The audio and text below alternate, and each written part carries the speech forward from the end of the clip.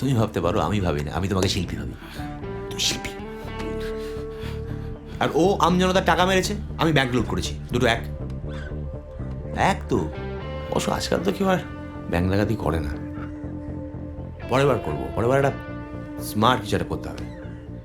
মানে ক্রাইম আর ক্রিমিনাল না, ম্যাচ করতে হবে পরের বার। ম্যাচ করতে হবে। পরের বার?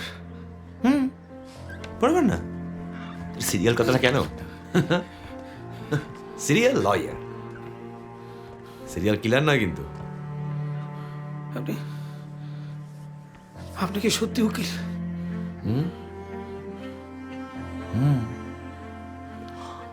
ইচ্ছে ছিল খুব, আর হয়নি। ছোটবেলা থেকে আমার মানে আইনের প্রতি এই যে ভালোবাসা, একদম ছোটবেলা থেকে, বহু ছোটবেলা থেকে আমি আইনের বই পড়ছি। পুরো গল্পটা শুনতে শুনতে বুঝলাম যে লোকটা একেবারে তার কাটা মাল। আর এটাও বুঝলাম যে আমি অজান্তেই একটা ক্রাইম আর ক্রিমিনালের সঙ্গে জড়িয়ে পড়েছি।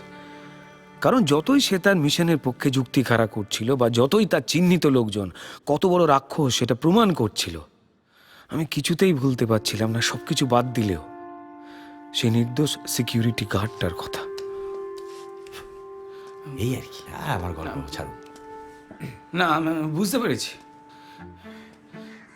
কিন্তু আপনার এই প্রতিশোধের জন্য তো অনেক নিরপরাধ লোকের ক্ষতি হচ্ছে, প্রাণ যাচ্ছে। কই তারা তো কোনো অপরাধ। আরে ওটা কোলাটারাল ড্যামেজ, ও তো সব যুদ্ধে হয়। যে কোনো বড় যুদ্ধে একটা বড় কিছু পেতে গেলে যেটা ফুস ফাস ফাস হতেই পারে। তবে একেবারে ওটা একটা বিচ্ছিন্ন ঘটনা, বুঝতে পেরেছেন? বিশ্বাস করুন, এই যে গার্ড, এই যে মেয়ের সুইসাইড অ্যাটেম্প্ট, এগুলো একেবারেই অপরিকল্পিত, একেবারেই আকস্মিক। কিন্তু এই যে শ্যামসুন্দর জেলে ঢুকলো, এই যে এত লোকের ক্ষতি করে যাচ্ছে যাচ্ছে যাচ্ছে যাচ্ছে যাচ্ছে, আর তো পারবে না। ক্লিয়ার? বুঝলাম, কিন্তু মানে আমি জানি না, মানে দেখুন, আমি একজন সামান্য শিল্পী।